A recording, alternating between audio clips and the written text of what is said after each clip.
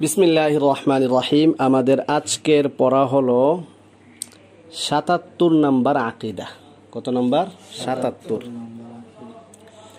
ওয়াল হাজ্জু ওয়াল জিহাদু ফারদানি মাদিয়ানি মা উলিল আমরি মিন আইম্মাতিল মুসলিমিন বাররিহিম ওয়া ফাজিরিহিম ইলা ইয়াউমিল কিয়ামা লা ইউবতিলুহুমা শাইউন ওয়া লা ইয়ানকুদুহুমা।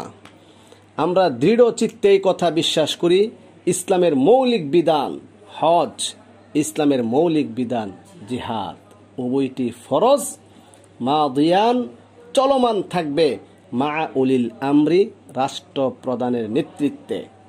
যিনি খলিফাতুল মুসলিমিন হবেন, যিনি হবেন আমিরুল মুমিনিন, যিনি হবেন এই যুদ্ধের কমান্ডার, তার নেতৃত্বে, চাই সে বাররিহিম ভালো হোক ও ফাজিরিহিম পাপিষ্ট হোক।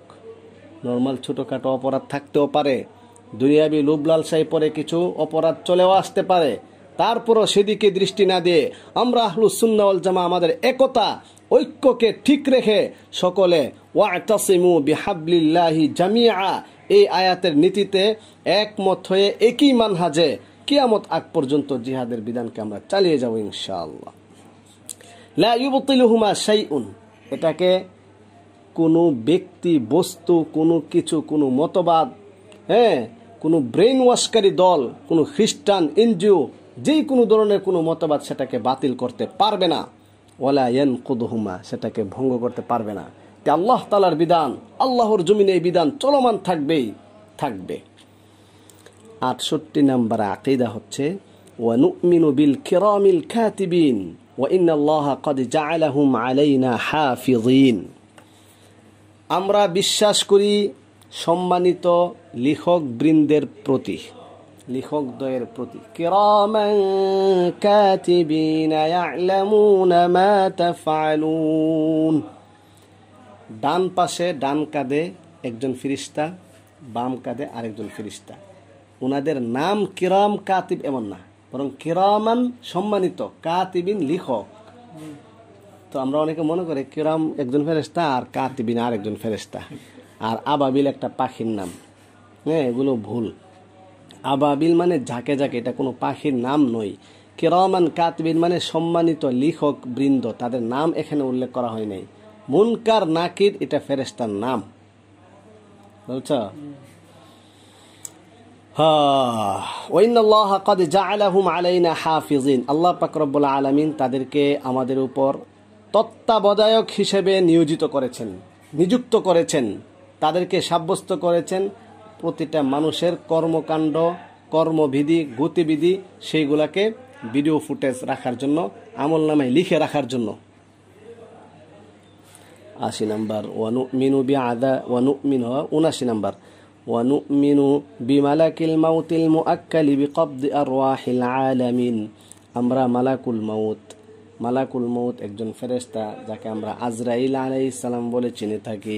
মালাকুল মৌত মৃত্যু ফেরেশতা, মৃত্যু ফেরেশতার প্রতি আমরা বিশ্বাস স্থাপন করি। আল মুআক্কাল, যাকে নিযুক্ত করা হয়েছে, বিকবদি আরওয়াহিল আলামিন, বিশ্ব ব্রহ্মাণ্ডের যে কারো মৃত্যুর রূহকে কবজ করার জন্য নিয়োজিত করা হয়েছে। ৮০ নম্বর আকীদা ওয়া নুমিনু বিআযাবিল কবরি ওয়া নাঈমিহি লিমান কানা যালিকা আহলান ওয়া বিসুআলি মুনকারিন ওয়া নাকিরিন লিল মাইয়িতি ফি কবরিহি আন রাব্বিহি ওয়া নাবিয়্যিহি ওয়া দীনিহি আলা মা জাআত বিহিল আখবারু আন রাসূলিল্লাহি সাল্লাল্লাহু আলাইহি ওয়া সাল্লাম ওয়া আন আসহাবিহি রাদিয়াল্লাহু তাআলা আনহুম আজমাইন। কবরের আযাব সত্য, ওইটা আমরা বিশ্বাস করি। আবার কবরে স্বাচ্ছন্দ্যময় অবস্থা, আরাম প্রিয় অবস্থা, সেটাকেও আমরা বিশ্বাস করি। লিমান কানা লিযালিকা আহলান, যে ব্যক্তি আযাবের যোগ্য তার জন্য আযাব হবে, এটা বিশ্বাস করি। যার জন্য স্বাচ্ছন্দ্যময় অবস্থা, আরাম প্রিয় অবস্থা যোগ্য সে, তার জন্য সেটাকে আমরা বিশ্বাস করি। আহলুন মানে যোগ্য। আহলুন মানে কি? আহলুন আর একটা অর্থ আছে পরিবার, এখানে যোগ্য। وبسؤال منكر ونكير للميت في قبره عن ربه ونبيه ودينه। রব, নবী, দিন, এই তিনটা বিষয় সম্পর্কে কবরে মৃত ব্যক্তিকে জিজ্ঞাসা করা হবে, সওয়াল করা হবে মুনকার নাকির কর্তৃক। মুনকার নাকিরের কর্তৃক মৃত ব্যক্তিকে তার স্বীয় কবরে জিজ্ঞেস করা হবে, এই কথাটা আমরা বিশ্বাস করি। কি ব্যাপারে জিজ্ঞেস করা হবে?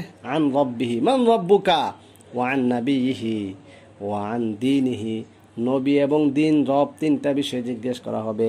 আলা মা জাআত বিহিল আখবার, এই ব্যাপারে যে সংবাদগুলো এসেছে, চিরন্তন সংবাদ, সন্দেহমুক্ত সংবাদ এসেছে রাসূলুল্লাহ সাল্লাল্লাহু আলাইহি ওয়াসাল্লামের পক্ষ থেকে, সাহাবায়ে কেরামের পক্ষ থেকে, সেটা আমরা বিশ্বাস করি।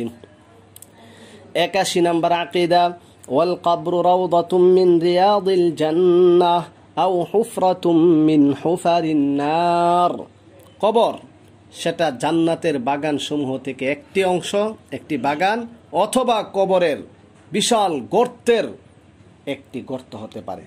অর্থাৎ কবর শান্তিপ্রিয় হতে পারে, জান্নাতের সাথে কানেকশন হয়ে শান্তি আর শান্তি, আবার জাহান্নামের সাথে কানেকশন হয়ে জাহান্নামের শাস্তি আর শাস্তি। কবর হয়তো শান্তি নয়তো শাস্তি, হয়তো রাউযাতুম মিন রিয়াজিল জান্নাহ আর না হয় হুফরাতুম মিন হুফারিন নার, জাহান্নামের একটি গর্ত হতে পারে, আবার জান্নাতের একটি ছোট্ট বাগানও হতে পারে। এটা আমরা বিশ্বাস করি। 82 নম্বর আকীদা, ونؤمن بالبعث وجزاء الأعمال يوم القيامة والعرض والحساب وقراءة الكتب والثواب والعقاب والصراط والميزان। ونؤمن بالبعث, আমরা পুনরুত্থানের প্রতি বিশ্বাস স্থাপন করি। কিয়ামতের দিবসে আমলের প্রতিদান দেওয়া হবে, প্রতিদান দিবসের প্রতি আমরা বিশ্বাস স্থাপন করি। ওয়াল আরদি, পেশ করা হবে, আমলনামা পেশ করা হবে, হ্যাঁ, সেটাও আমরা বিশ্বাস করি। ওয়াল হিসাব, হিসাব নিকাশ হবে, সেটাও বিশ্বাস করি। ওয়া কিরাআতিল কুতুব, আমলনামা পাঠ করা হবে, হ্যাঁ, সেটাও আমরা বিশ্বাস করি। ওয়াস সাওয়াবি ওয়াল ইকাব, শাস্তি শান্তির ব্যবস্থা রয়েছে, সেটাও আমরা বিশ্বাস করি। প্রতিদান, এটাও আমরা বিশ্বাস করি। ওয়াস সিরাত, সিরাত, এটাও আমরা বিশ্বাস করি। ফুল সিরাত, কোন ফুল সিরাত? ওই ফুল সিরাত। ওয়াল মিজান, মিজান, মিজানের পাল্লা।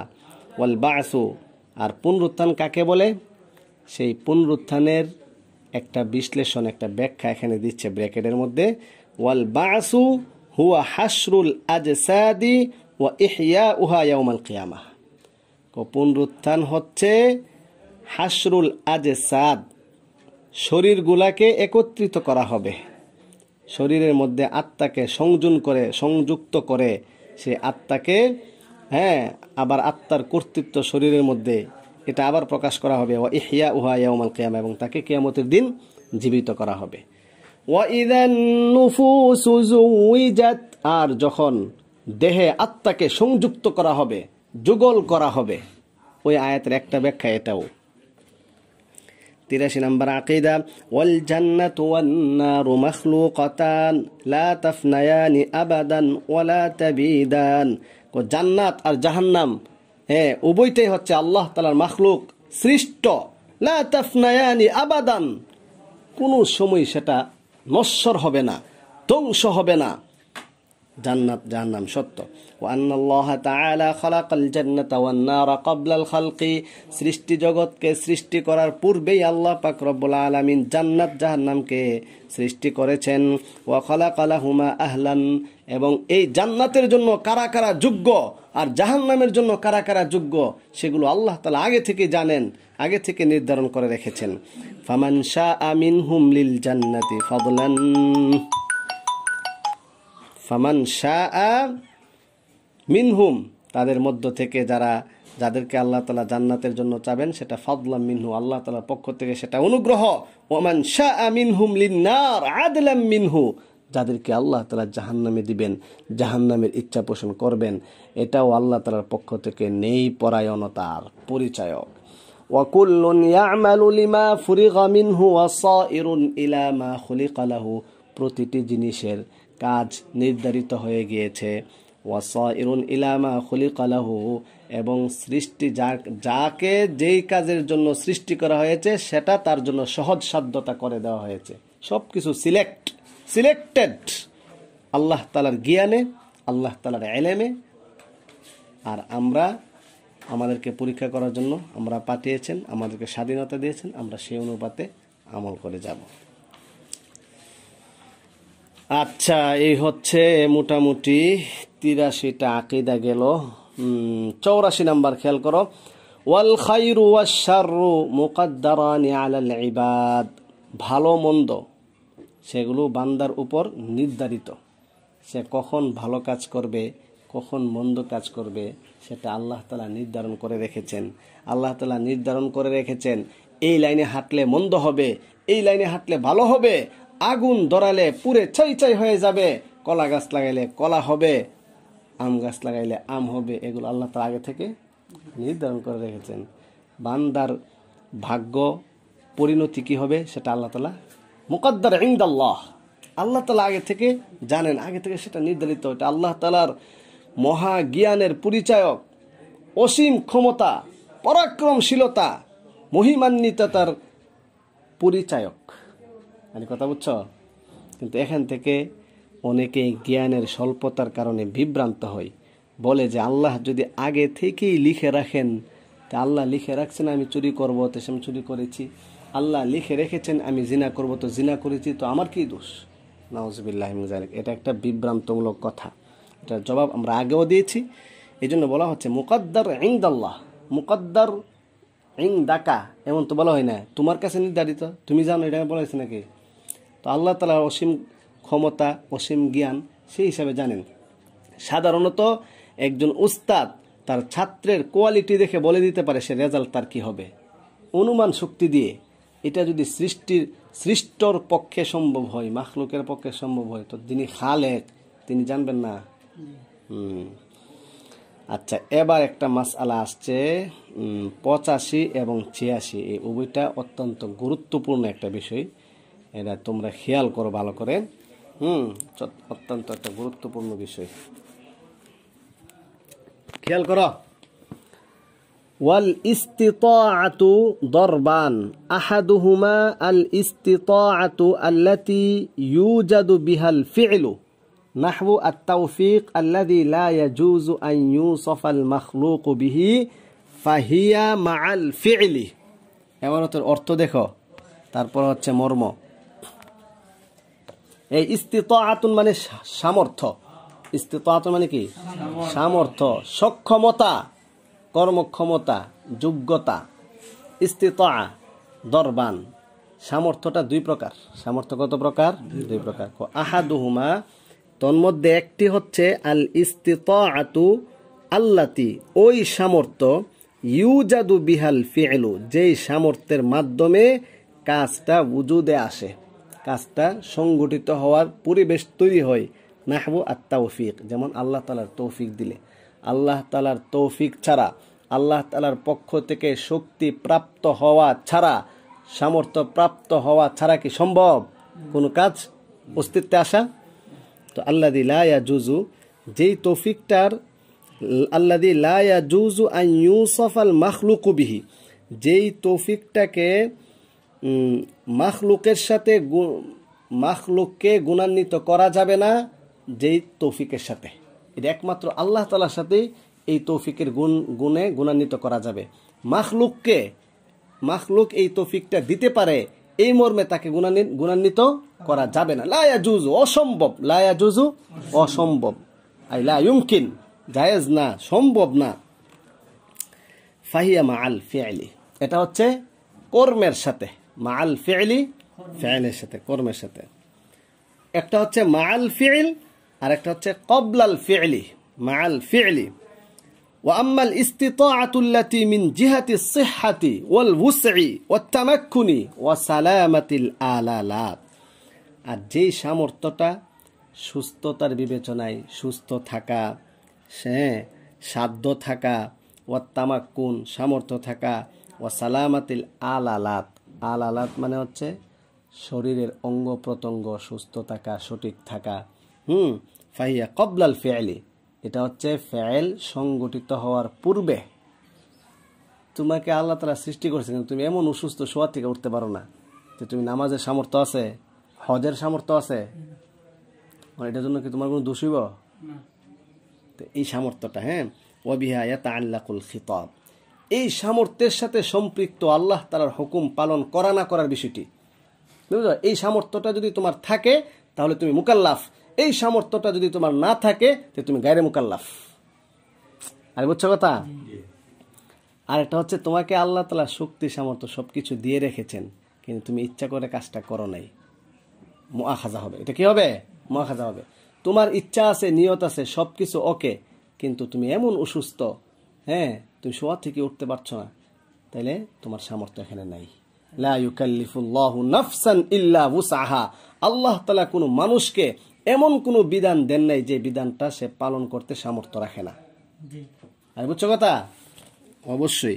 তুমি অন্ধ ব্যক্তিকে বলছো এই ওইদিকে তাকাইস না, তো সে তাকানি না তাকানি মানে কি, এবার তো দেখোই না। তাহলে অন্ধ ব্যক্তিকে এই নির্দেশনাটা দেওয়ার ক্ষেত্র না, সে তার এই সামর্থ্যটাই নাই, বুঝছো?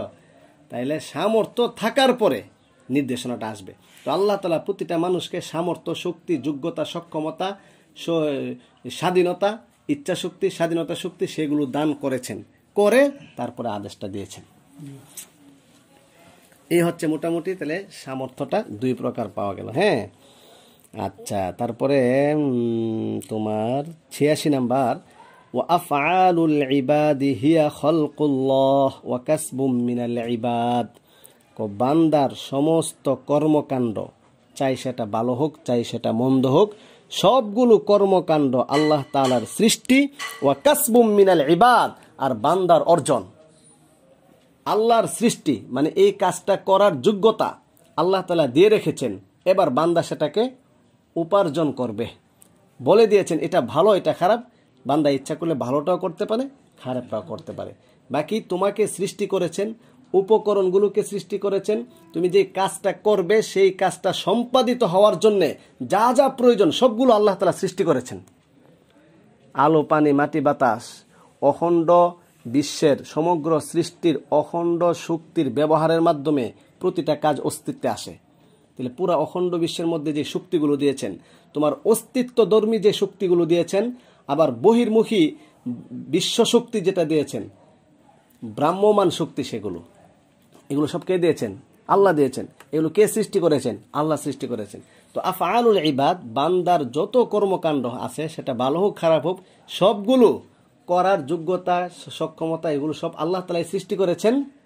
কিন্তু বান্দার কাসব, বান্দার কি কাসব? আল্লাহ তাআলার খালক, বান্দার কাসব, কাসবুম মিনাল ইবাদ। বিষয়টা একেবারে সহজ, কিন্তু এটা অনেকেই না বোঝার কারণে জটিল করে ফেলে। হ্যাঁ, আল্লাহ তাআলা প্রতিটি মানুষ, আল্লাহ তাআলা কোরআনে স্পষ্ট বলেছেন শপথ করে, ফাআলহামাহা ফুজুরাহা ওয়া তাকওয়াহা। প্রতিটা মানুষকে আল্লাহ তাআলা শক্তি দান করেছেন, ফুজুর দান করেছেন, তাকওয়া দান করেছেন, পজিটিভ শক্তি দান করেছেন, নেগেটিভ শক্তি দান করেছেন, ভালো কাজ করার সামর্থ্য দান করেছেন, যোগ্যতা দান করেছেন, সক্ষমতা দান করেছেন, মন্দ কাজ করারও যোগ্যতা সমর্থ দান করেছেন। তাহলে সেই ফুজুর আর তাকওয়াকে কে সৃষ্টি করেছেন?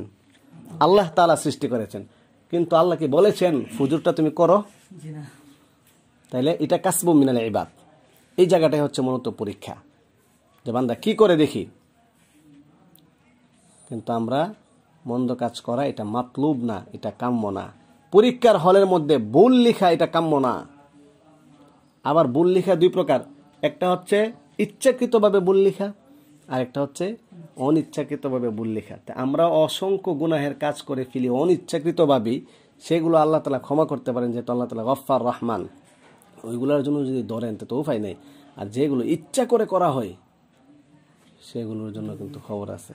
সেই হিসাবে খুব সতর্কতা, সাবধানতা, সচেতনতা, স্বতঃস্ফূর্ততা, পরস্পরে গুনাহ থেকে বাঁচার জন্য সহযোগিতা, কল্যাণকামিতা, সেদিকে আগে আসতে হবে। কথা বুঝছো?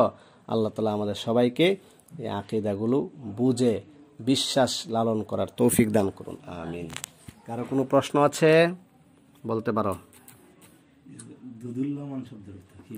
দুদুল্যমান, দুদুল্যমান মানে না ইধার না উধার, কাজটা করব নাকি করব না, তারাদ্দুদ। দুদুল্যমান আরবি কি? তারাদ্দুদ।